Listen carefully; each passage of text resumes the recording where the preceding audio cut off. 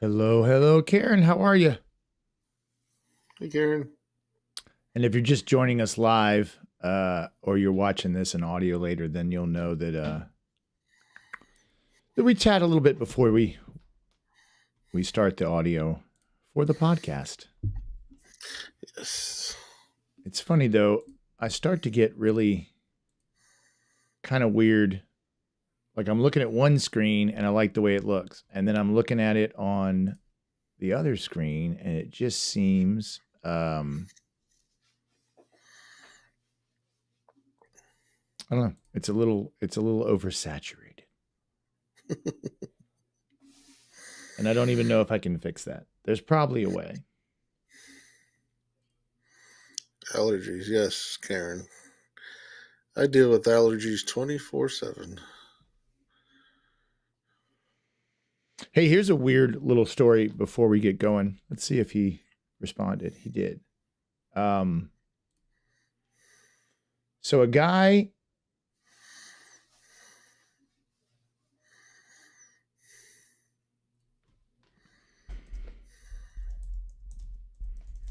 I'm responding to him now.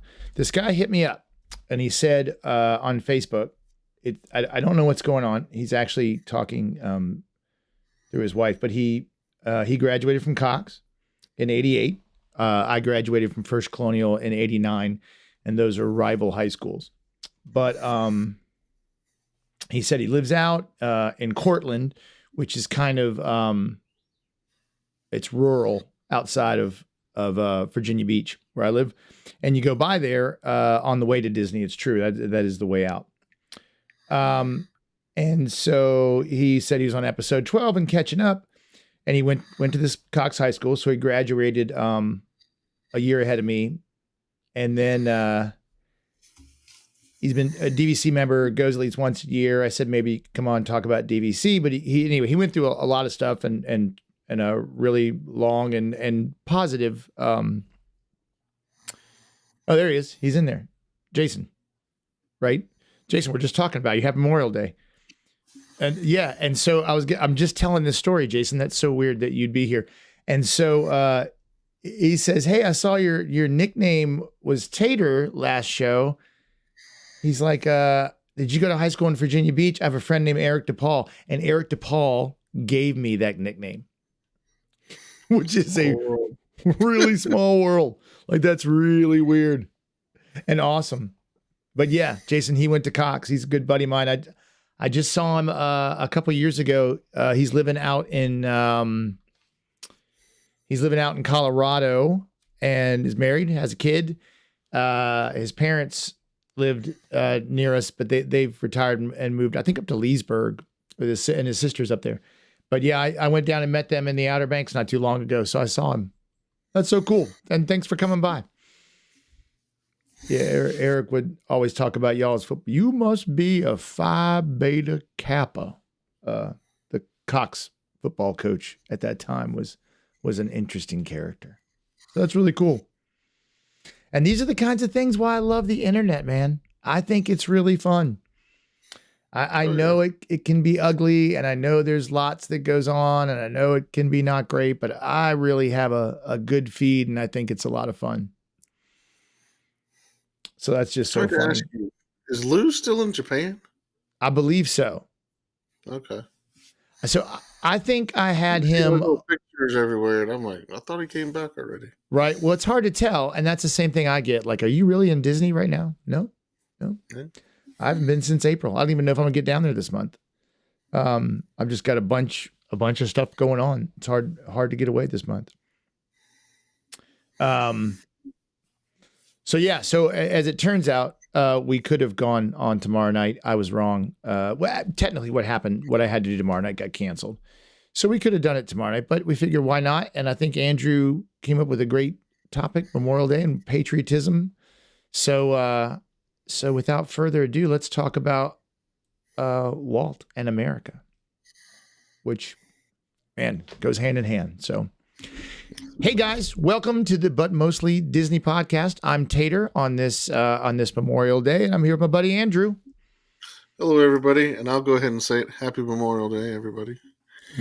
we had a conversation, and you can chime in, and I've corrected myself that I put out a post today with Happy Memorial Day, and was corrected that it really isn't supposed to be necessarily a happy day, that it really is a day for remembrance for folks who gave their lives for our country. I do think we've probably made it a little festive, and I have I come from a military family, and they said Happy Memorial Day, but people didn't like it, and the last thing I want to do is offend anybody, unless I'm really trying to, and in this case, I was not. So I corrected it, but it is Memorial Day, and it's a great day to be an American and think about how we got here and why we're here, and nothing in so many ways says America like the Mickey Mouse and Walt Disney in particular. We just played it a second ago, the beginning to Carousel of Progress, where they say Walt was probably as American as anybody ever could be. He loved his country. Very much. He said in an interview, "If you could see my eyes, the American flag is waving in both of them, and my spine is growing this red, white, and blue stripe." And it's, I think it's awfully easy to see this in almost everything Walt does. The movies, the shows. I mean, the first animatronic was Abraham Lincoln, right? That was his favorite president. He had a favorite president. Do you have a favorite president? Tell me below. Who's your favorite president? Abe Lincoln. I like Thomas Jefferson. Well, you're Virginian, so that's that makes right. sense. And we have the same We have the same birthday. Oh, okay. And we used to go up to Monticello all the time when I was a kid and go there and hang out. And like the old Andrew Jackson, because Walt did a story of Andrew Jackson, the Swamp Fox. But that's true. I'll go with Honest Abe. And Davy Crockett meets him, and he walks right into his tent. But there's a lot of I don't even know where to start or how to do it, like in chronological order for what he did. But when Walt was a kid, he recited the Gettysburg Address for his class dressed in costume. His father's church deacon coat with a swallowtail, and added crepe hair to his chin and a wart to his cheek, and dressed in 7 years ago, our fathers brought forth upon this continent a new nation conceived in liberty, dedicated to the proposition that all men are created equal. Now we're engaged in, I can do the whole thing. I had a 5th grade teacher named Mr. Shukas, who, when you got in trouble, would make you write GAs, Gettysburg Address. That's right. We had to memorize it. Karen says JFK, Carter, and Obama. And Teddy Roosevelt. There's a lot of good ones. I'm related. My middle name is Buchanan, and we're related to James Buchanan, but I don't think he was a great president. So I guess let's just start with, since we're on Abe, Hall of Presidents. And I guess you could kind of tie that in with the American adventure, right? He built that across. It's the one you see direct. Well, he didn't, but it was in the Disney vein. Yeah, I guess that's true. Maybe we shouldn't talk about. Well, it's an extension. We'll start with the Hall of Presidents, right? And he wanted to share that love of his country in everything he did. I think that extends too to Mark Twain, so I can tie in the American adventure. And that's why I think a lot of folks are really sad about Rivers of America going. That area. That's as American as you can get, right? You've got the Old West and the pioneer spirit, and then you've got America. And I'm sad to see that paddle boat go. One thing I thought of, so when that all goes away, what becomes of the Columbia Harbor House? Well, I haven't seen any plans to change that, so they'll keep that wall running from Haunted Mansion and down and into Frontierland. It's just what's going to go on the right-hand side, right? If you're heading towards Big Thunder. I would love to see how they're going to tie that all in, because you're going to walk down the middle of Main Street. You're going to get to the end. You're going to have Columbia Harbor House, Liberty Tree Tavern, Golden Horseshoe on this side, and you got Hall of Presidents on the right. You're just going to have cars in front of you. Well, I feel like, and I might be making this up. So if anyone in the chat knows, and I'm just wrong, which I am a lot. I think they're going to have like and again, I can't find this, but I feel like the cars part will be hidden. Like there'll be some kind of water feature, waterfall, some kind of thing that hides the Cars ride from Frontierland. Yeah. So maybe it's an embankment, right? And on the side facing the river, because I can do some research and we can circle back around later. But I think that river has to stay. Part of that water has to stay there. Has to stay, yes, because it's a runoff. Right. And so that's still going to be there. So they're going to need to decorate that somehow. And I think the idea was to have a water feature, some kind of waterfall, something there. I was thinking that too, or some type of berm, like when you're walking towards the left. Would it be the left hand? Yeah, it'd be the left hand side of Mine Train. You got Mine Train on one side, you got Bell on the other. There's kind of like a berm that you have to kind of look up and over to see. Yeah. The track. So I'm sure they'll come with something. I saw that the other day and it made me think about how they're going to tie all that together with Cars Land.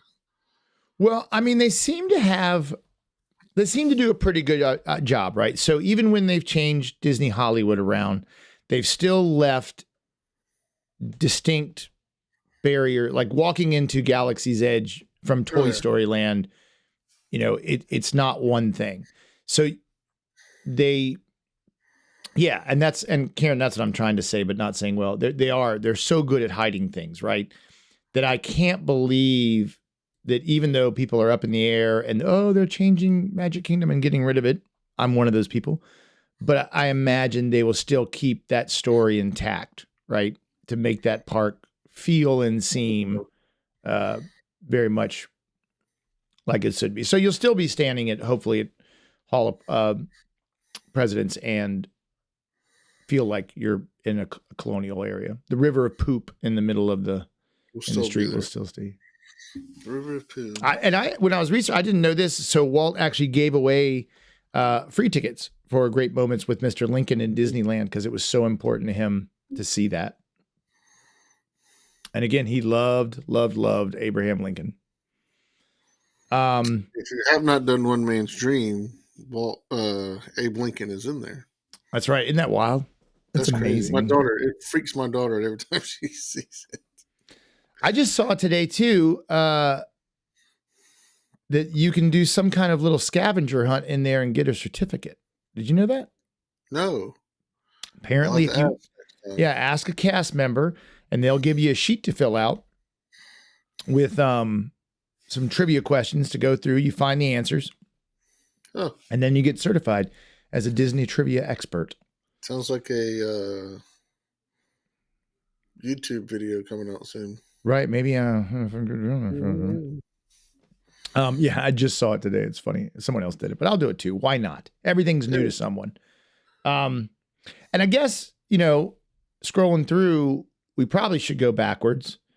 That when Walt was 17, he tried to go to Europe to fight for his country, right? And was just turned down. Like he would have gone, and he drew cartoons for his high school magazine that were, supporting the war effort. And that's World War I, which is crazy to say out loud. Karen basically, by the way, just likes all the presidents. Every president she enjoys. And if you don't like one, don't tell us now. I don't want to get political. Any president before 1982. How about that? But he went off to Europe, and it said he didn't want to be called a slacker, right? Yeah, grandkids think of him as a slacker. So it's interesting. I kind of felt that way. My grandfathers both served in the Navy. One career and one, was I think in Korea and then came back. My great grandfather served in the Navy. My dad did not. He had, I think he had really bad insect allergies.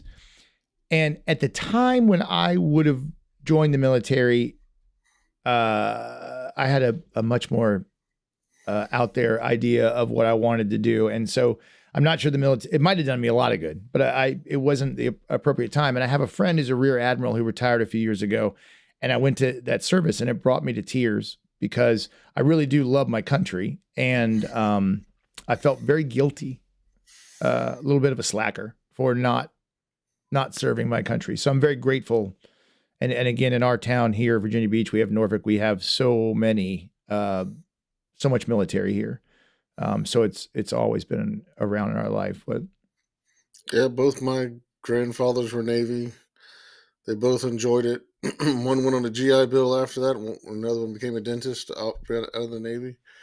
I tried to join. I have asthma, so they politely said no. Two cousins. One was was an interpreter in the Air Force. The other one was a Marine. And that great uncle that was in the Navy. So we lost an great uncle in World War II. So our family is tied to the military. We love them. We do a lot with them, with our church. And I think one thing that I love about, people say walking around the corner to Main Street and seeing the castle. I feel like when I walk and turn on Main Street, it's always 4th of July. Yeah. It just feels that way. On Main Street? Yeah. Well, it's because it is 4th of July. I'm just saying it's every day it just seems like it's 4th of July. They got the banners up. Well, that's the story, right? Right. So that's what I feel that.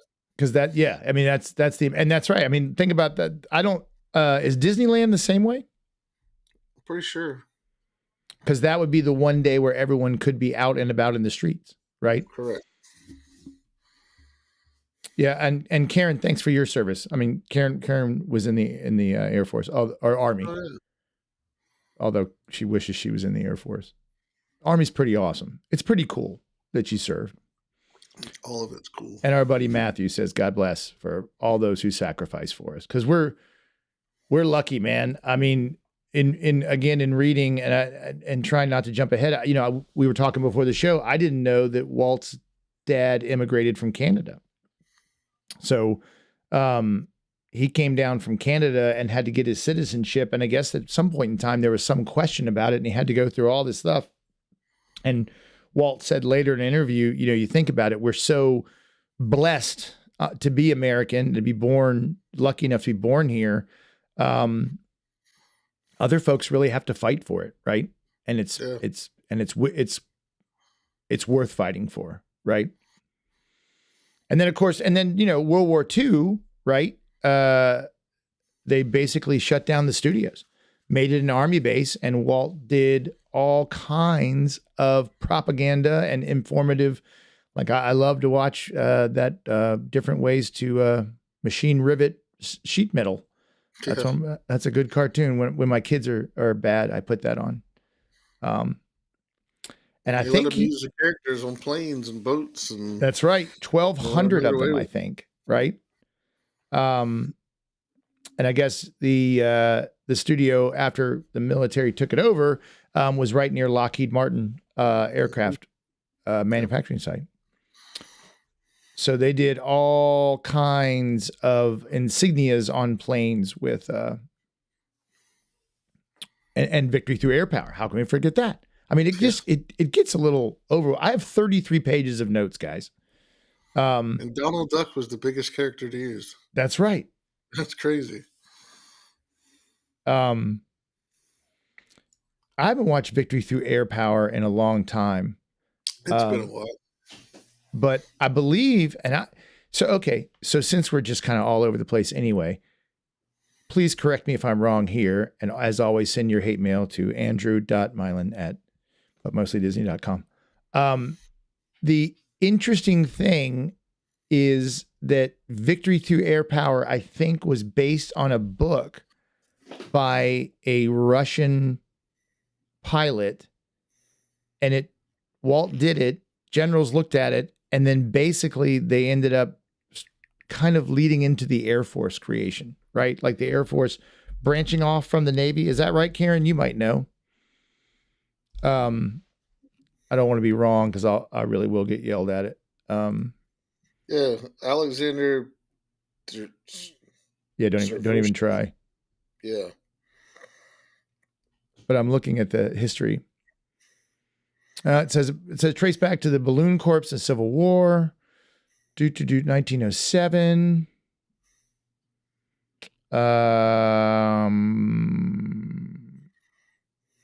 So the Air Force, but it was the USAAF, independent of the Army during World War II. And it was 1947, which established bombing. Right. And so I'm pretty sure that that's kind of what led to them actually using that. And then furthermore, branching it off into a full-on Air Force. Just like he's got that connection to NASA, you know, by doing the space videos. Videos, yep. Or the hub system. The hub system for airlines was created because Delta pilots came, or Delta execs came to Disneyland and saw how he was moving people through a theme park. And now when I go to Charleston, I fly to Boston first for some reason. Did you see, I know I had somewhere in here the numbers of which characters, here we go. So yeah, so the most requested character for these, he did 1,200 unit insignias in World War II for all four branches. And then also military from the UK, Canada, China, France, New Zealand, South Africa, and Poland. The only major Disney character that didn't appear in an insignia was actually Bambi. And two Hank Porter and Roy Williams were these two artists that were apparently did a lot of this stuff. And then Williams created the flying tiger insignia and later became the inventor of the mouse ears. So Karen said her dad had Snoopy on his plane. That's kind of fun.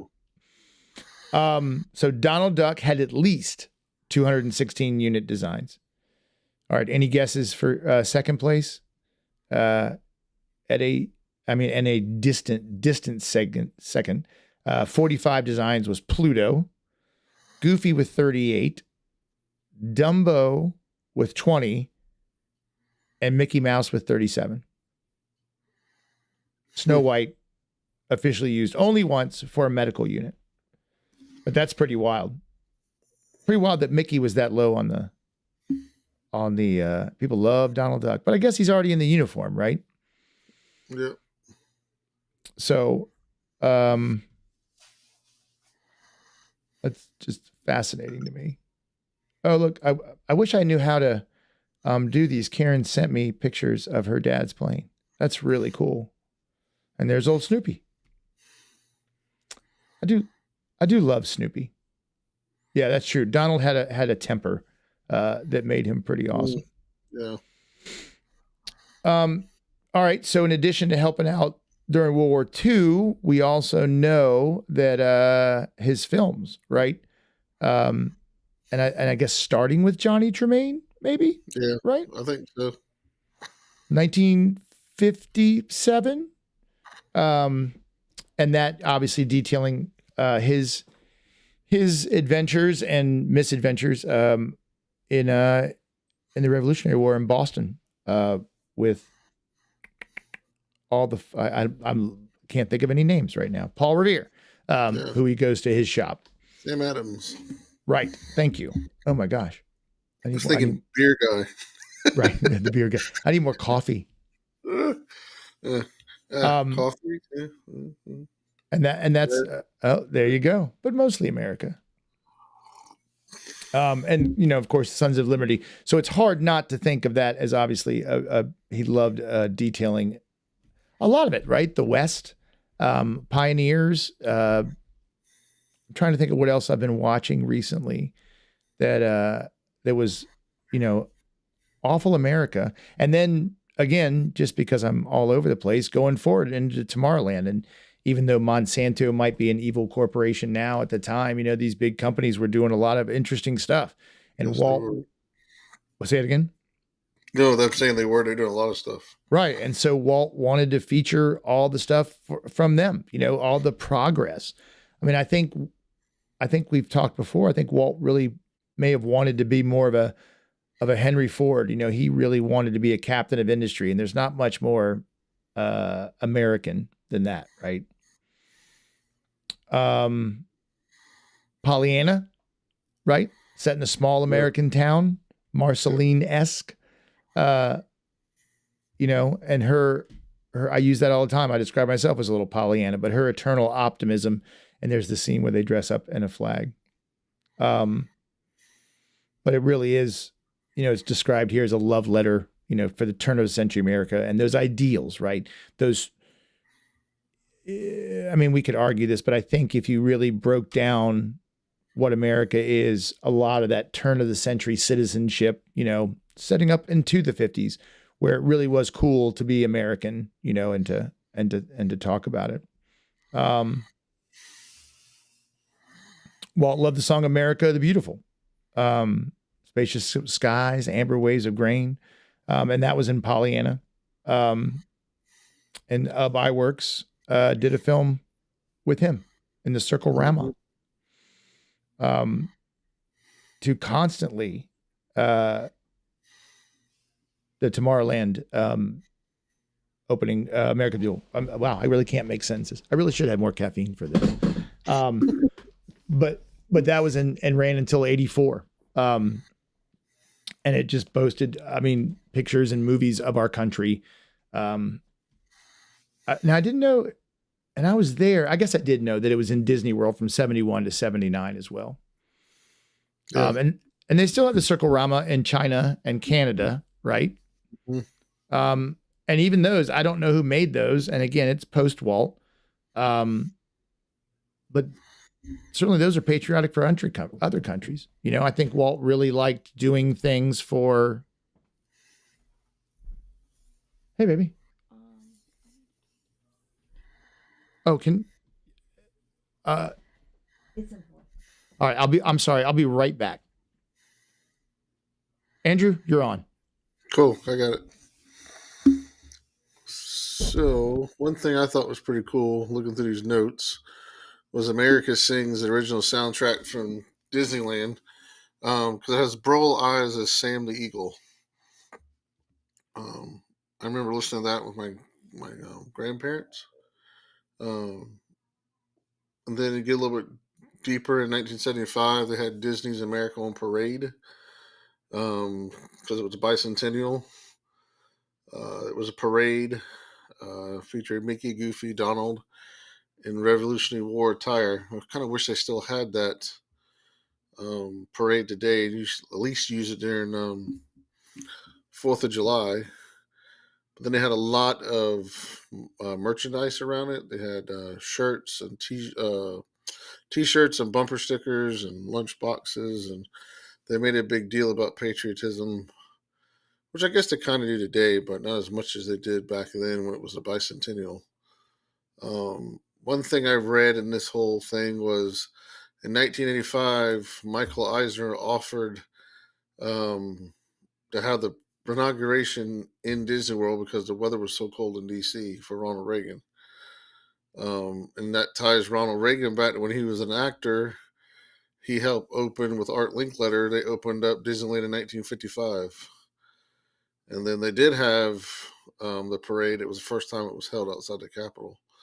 So that's pretty cool to tie Walt and his love of the country back to when the president was an actor, that he knew Walt Disney quite well. And then when he became president, Disney was there to help him have his inaugural parade at the park.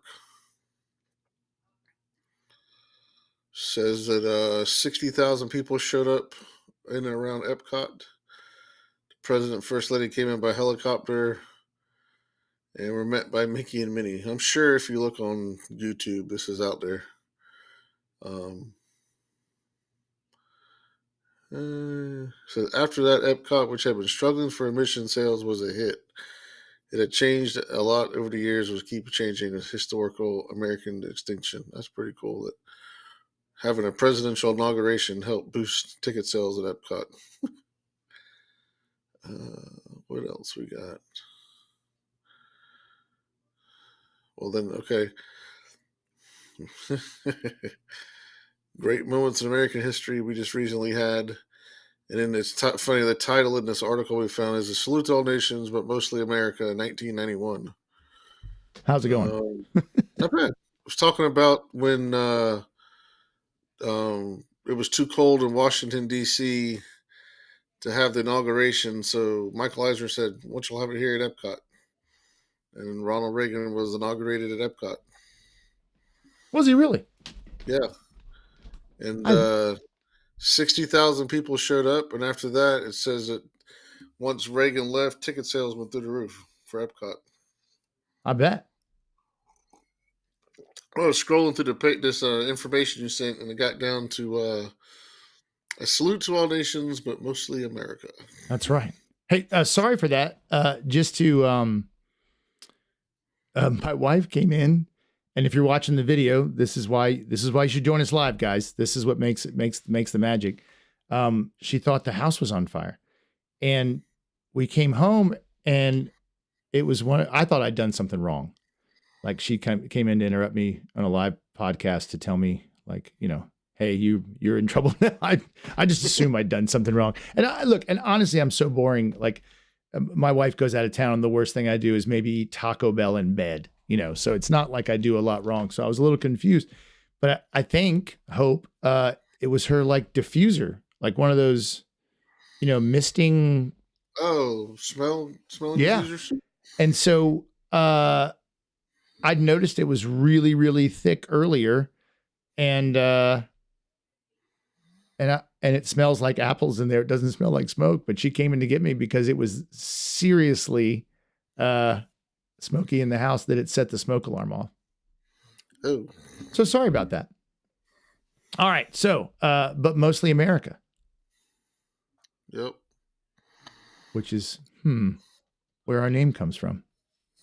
Interesting. I think you think Walt Disney had a great love for America. I think so did Jim Henson, because he did a lot with the Muppets tied to America, even before it was linked to Disney. Because how do you come up with Sam Eagle if you're not patriotic? Right. Even if it's a caricature, right? Right. And then we were there, I think, in 1976 for the bicentennial. And Cool. I don't remember it. I would have been 5. But I remember having a shirt or a toy from there. And again, I guess we're not just talking about Walt. It's just Disney and America. Now, interestingly, American Sings was also hosted by an eagle named Sam. Right. It was Burl Ives did the voice to that. And Burl Ives with 100 animatronic animals who found a home later. Yes. Splash Mountain. Splash Mountain. Thanks to Mr. Tony Baxter. That's right. And now I don't know where they are. They're in the store. They're in the archives probably. But they had, I know in the bicentennial, they had I mean, it seemed like it was on everything. And it was a big deal. Like it was a pretty cool thing to live through. I mean, it was America, America, America everywhere you went. And so 75 Disney had, I do too, Karen. I love Burl Ives. I mean, he really just can't do much wrong, honestly. And so Disney had a parade. You had Mickey and Goofy and Donald kind of, limping along with the flute. But it was on everything. I mean, I may have had a lunchbox. I just can't remember. And I didn't save that stuff like I should have, which is sad. But I didn't know about Reagan. That's fascinating. I learn something every time I do this. Have you been? Did we talk about this? Have you been to? You were at Disney on July 4th. I was at Disney July 4th, year before last. I was. You were the New Year's. So July 4th is. I had a great time. It was busy, but it just doesn't faze me. Except for if you're going in the resorts, you gotta have a wristband. I saw they were doing that for Memorial Day weekend somewhere. Yep, they did it at Poly again. Yeah, and somebody I think they do it at Beach Club all the time because people try to sneak in the pool. which makes sense. They have to scan your magic band. What the heck? You all right? Yeah, a little visitor, a spider. Oh, My hat. no, thanks. You can keep that. I'm glad it's a camera, not a live feed. No delay here. And so it says here, America on Parade never truly went away at the Disney parks. And each year around July 4th, it would make a comeback. Although I don't remember it from the year I was there, but we didn't go anywhere near the parks for that. But they did a 4th of July spectacular. Carol Burnett, Bert Convey, Tommy Tune. There's some big names. Lee Greenwood, but we know his song. And the Blue Angels, who they're always here, flew over, which is cool.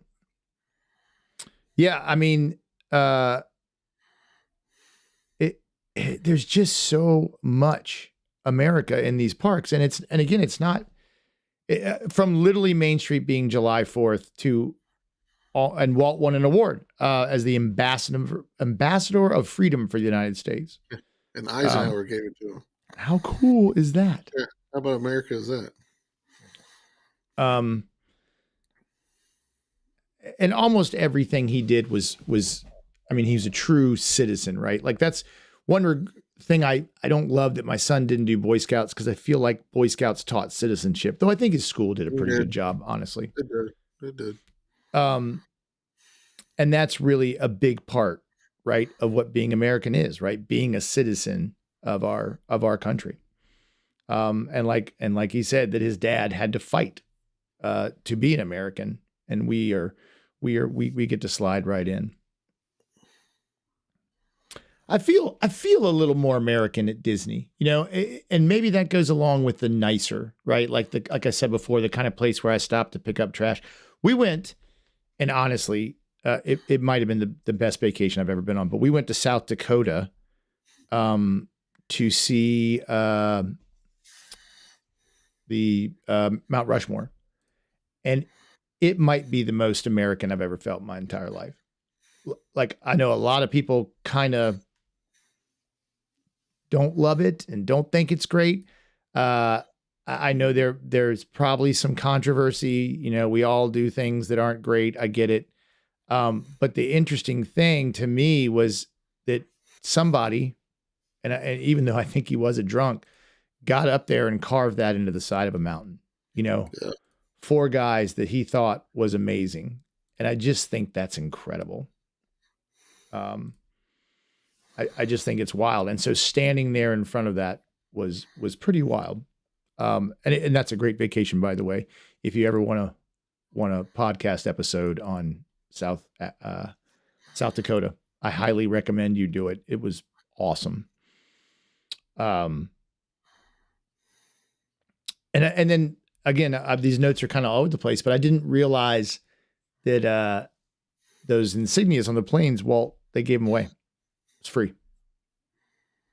They did not charge for those at all, which is, kind of cool, right? I think one of the cool quotes Walt has, if you could see close in my eyes, the American flag is waving on both of them, and my spine is glowing red, white, and blue stripes. Yeah. I'm like, okay, the man loves his country. So, and if you listen, and I think most of you do, to Lou Mangello, I did copy his top 10 patriotic quotes. Disneyland would be a world of Americans, past and present, seen through the eyes of my imagination, a place of warmth, nostalgia, illusion, and color and delight. And this kind of spoke to me when I read this earlier, that I've been selfishly indulging myself as an American, as a United States citizen, enjoying all privileges that one has as a citizen. And it's only times like this that you sort of wake up to what it really means to be a citizen. Oh. And that's exactly what I think I'm talking about, is the eyes, through the eyes of being just this citizenship, that we argue and we fight like a family, but we get along. Let's talk about that new resort being built in Abu Dhabi. and people, the way of life over there and the way they treat people, and it's totally different than the way we do. It's a totally different topic, but I think it was Lou or Becky, or might have been Bob Iger, said that we're hoping that when we build this park, that some American values come through it to help soften the culture. Well, I think Brian said that last week, right? Did he say that? I thought I remember I was somebody going to saying quote. it. Yeah, I was going to quote him with that because that was one of the things, and maybe he was quoting someone else, but that was the idea that maybe what's best of America maybe translates over there. Not that I'm not saying that anyone else is right or wrong, right? It's an opinion, Right. but I think we do pretty well over here. Michael Dolan, so it's so hard.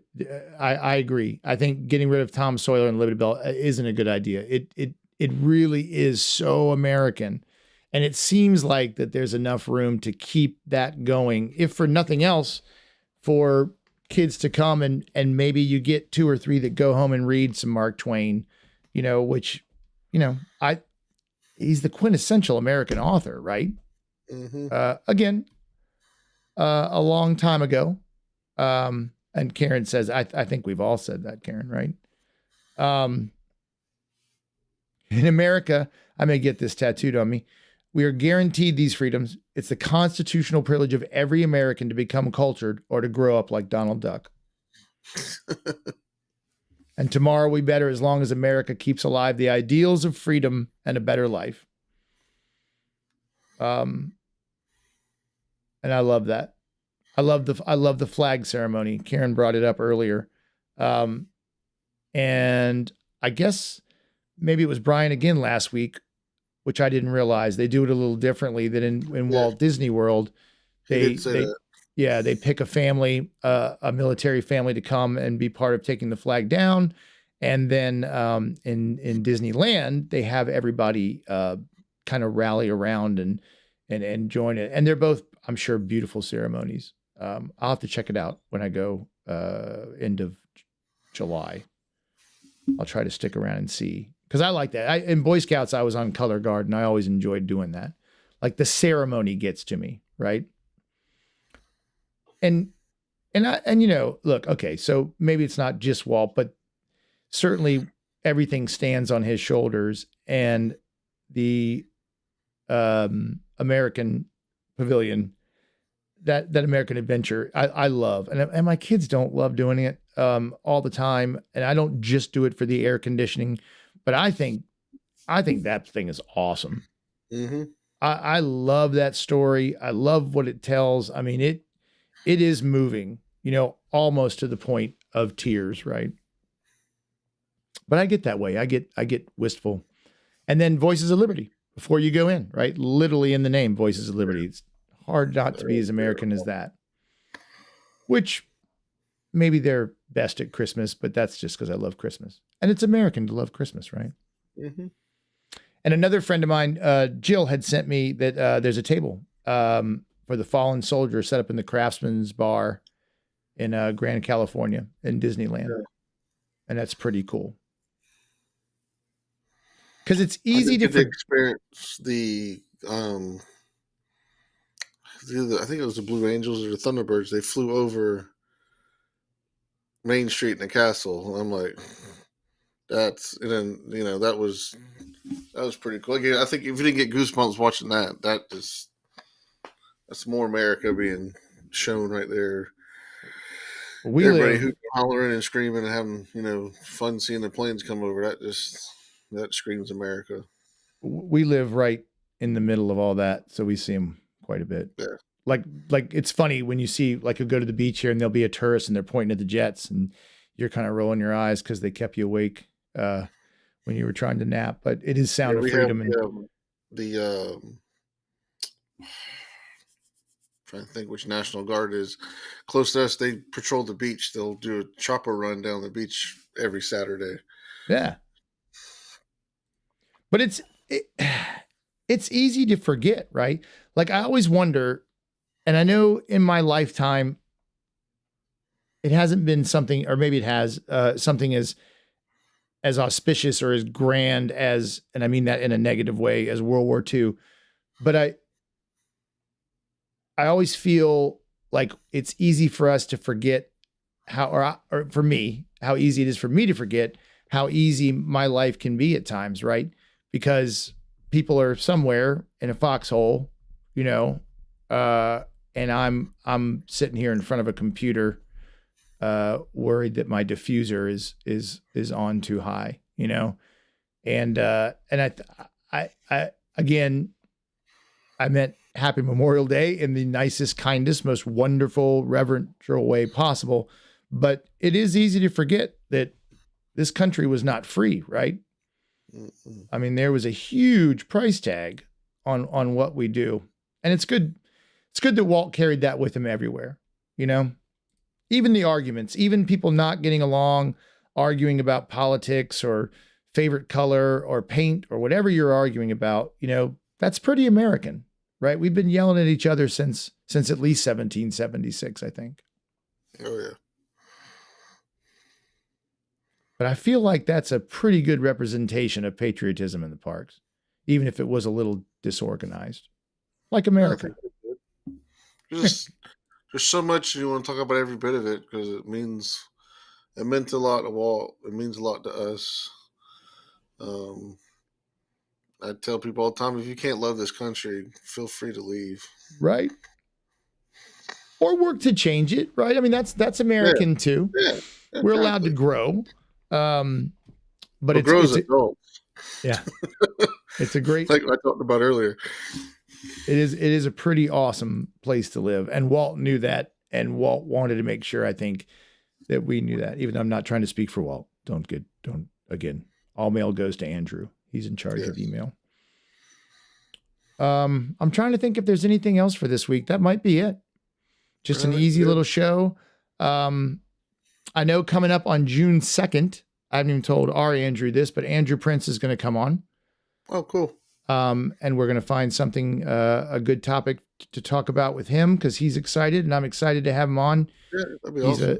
He's a big fan and a good guy. I'm assuming his mom will be on with him. Vanessa, who's also Yeah. lovely. But Andrew's got a great channel, Accessible Adventures by Andrew, and he's a pretty tough customer. He's pretty amazing in what he does. Positively oozing right there. Very American. To keep that kind of going. Yeah. And other than that, that's it, man. I hope everyone had a great Memorial Day. Please go to butmostlydisney.com and sign up for the newsletter, which is also sporadic at best, but I'm working on it to get that to be a little more regular. I like to shoot it out on Mondays. It'll come out tomorrow morning. No long video this week. I'm getting low material, which means I have to go back to Disney. Darn it.